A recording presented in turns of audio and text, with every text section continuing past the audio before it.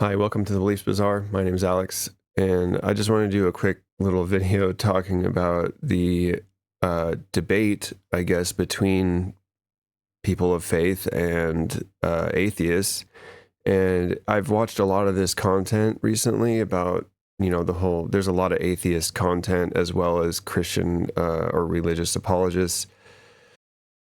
And I don't really understand why this is debated in such a way most of the time. I understand that there's a lot of maybe contradictions, or people can argue about interpretations of the book, but I don't really understand why anyone is seriously entertaining the book as truth.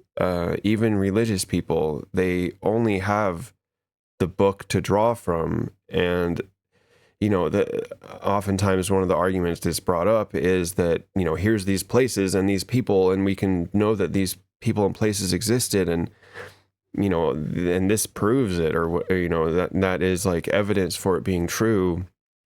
And you only have to look towards fictional books to know that that is not necessarily the case. And I'll use the example of Sherlock Holmes. Most of the books that depict stories about Sherlock Holmes are accurate, other than Sherlock Holmes not being a person. So, all the places they describe in London, all the details, information, facts about the local time, and anything else, all of that is real, except for the whole story. The story is not real, but it uses a lot of real places and things to, you know, uh, to set the story in a basis of reality so that we could believe that it could be true. A very smart person uses deductive reasoning to solve crimes. That happens. There's been plenty of people that are of the caliber of Sherlock Holmes in their inquisitive nature. That doesn't mean that all those stories were true.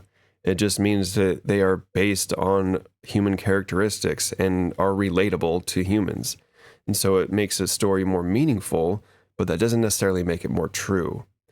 And just to kind and the other thing that I think about a lot when considering whether or not religion is true is essentially what boils down to the sunk cost fallacy, meaning we've already put in so much effort into this thing that to abandon it now we would be at some kind of a loss that we're not willing to do that, I guess.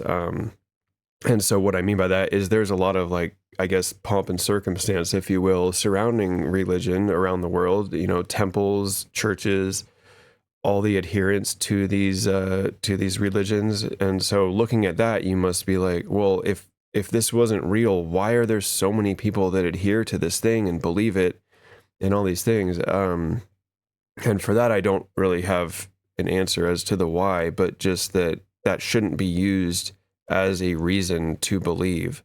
That's very much like, oh, everyone else is doing it, so I might as well. And while that, we should have consensus reality, and ultimately, like, if most people are doing a thing, that thing at least deserves some consideration.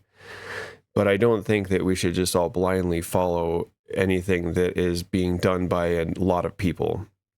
And the last thing that I'll say is about this in this short video is that a lot of, on the Christian apologist side, they don't really have much else besides it says so in the book, therefore I believe it. If that were a valid argument, then I could hold up this piece of paper, which isn't coming in focus, but I'll just read what I wrote. I, Alex, am in fact the true God, and you shall call me Lord and worship me. Those who worship will be eternally rewarded. So it is written, so it is. Your Lord, Alex. And I wrote that on this piece of paper. And, if I was motivated enough and had the resources, I might even be able to put that into a leather-bound book. Does that make it true? I don't know. It doesn't. Absolutely not. So I guess, I'm kind of stepping into this arena, if you will. I am interested in being part of a conversation, or at least contributing in some kind of way, because I feel like there should be more representation of people just asking, why do you believe this? And I realize that that is kind of the main thrust of most atheist commentary, but it really just needs to be asked and answered before anyone steps to the debate table. And if your evidence for something being true is simply that it was written down, I again ask you to worship me, and I will be starting my church of worshiping Alex pretty soon if everyone refuses to use anything besides it's just written in a book as information or a source of truth. Thank you for watching my video. Like and subscribe if you enjoy content about the nature of beliefs, and thank you for watching.